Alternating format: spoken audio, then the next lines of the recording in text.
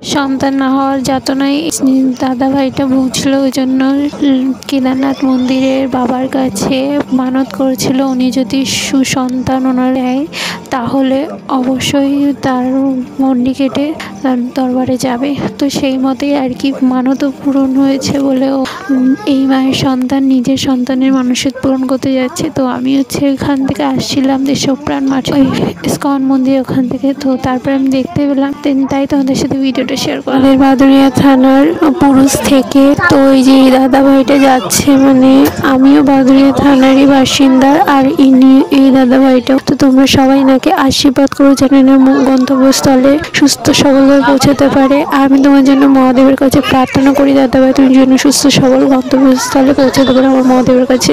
আমার হর মহাদেব। বড়রা সবাই আশীর্বাদ করো আর ছোটরা অনেক ভালোবাসে সবাই প্রার্থনা করো সুস্থ সবল পৌঁছাতে পারে দাদা। হর মহাদেব।